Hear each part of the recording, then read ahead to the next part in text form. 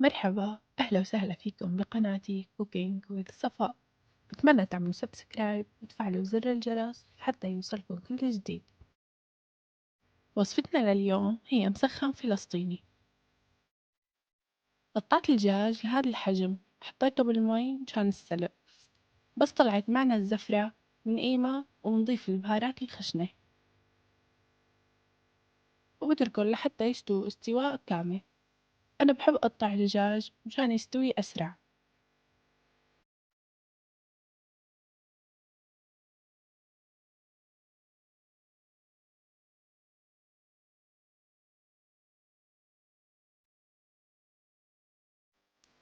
هلأ أنا حطيت نص كمية الزيت النباتي ونص كمية زيت الزيتون اللي بدي استخدمهم للأكلة.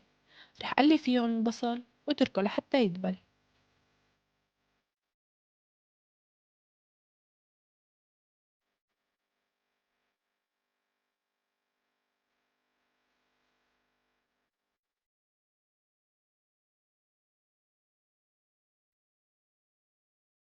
بس صار لون البصل ذهبي بضيف عليه معلقة كبيرة سماق وبقلبهم سوا.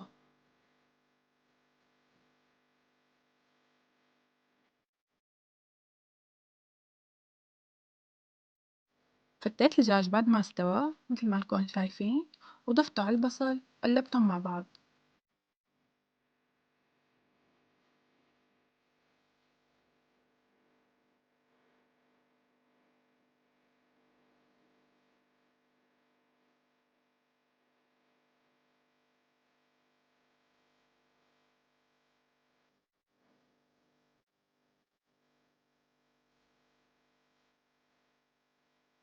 بضيف البهارات على الدجاج والبصل وبقليهم سوا، بس ما بزيد عليهم لحتى ما ينشف الدجاج. طبعا بدي أحكي لكم شي، إنه أنا ضفت معلقة وسط سماق مع البهارات اللي ضفتن، ما عدا المعلقة اللي ضفتها على البصل والمعلقة اللي رح ضيفها آخر شي. طفيت النار تحتن وضفت لهم معلقة كبيرة سماق، وهيك صاروا جاهزين لللف.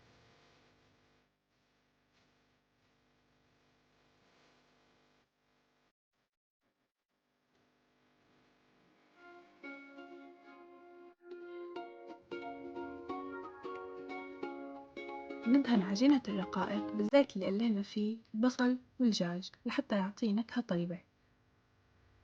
بحشيهم وبلفهم.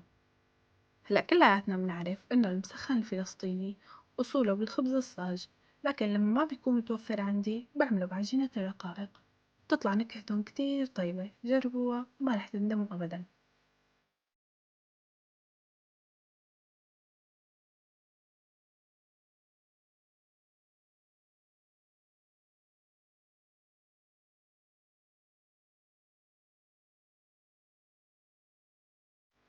بالعادة بدهن الرولات بزيت الزيتون، لكن هالمرة زاد معي زيت اللي دهنت فيه قبل ما أحشي الرولات، لهيك ضفت عليه زيت زيتون ودهنت فيه الرولات ودخلتهم على فرن مشغل من قبل من فوق وتحت على درجة 180.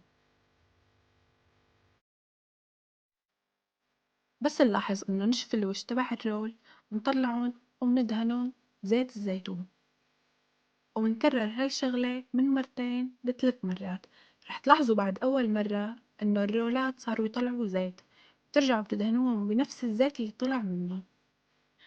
ومثل ما حكيت لكم بنكررها من مرتين لثلاثة لحد ما يتشقروا التشقير اللي بتحبوه. وهيك صار الرولات المسخن جاهزين عندي. رح أدهنهم بالزيت لآخر مرة بالزيت اللي طلع منهم، وبرش فوقهم سماق. ما نتركهم لحتى يبردوا، بنزينهم بالسماق والبقدونس وهن سخنين، وبنغطيهم 10 دقايق قبل التقديم.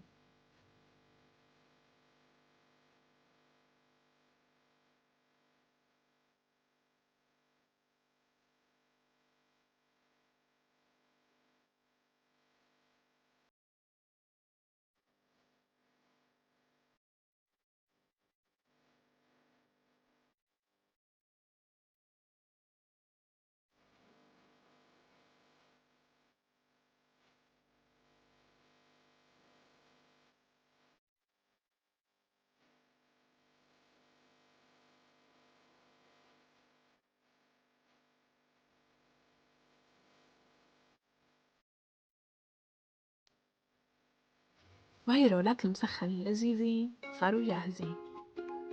إذا حبيتوا الوصفة اعملوا لها لايك وشير، وما تنسوا تفعلوا الجرس لحتى توصلكم وصفاتي. شكرا على المتابعة.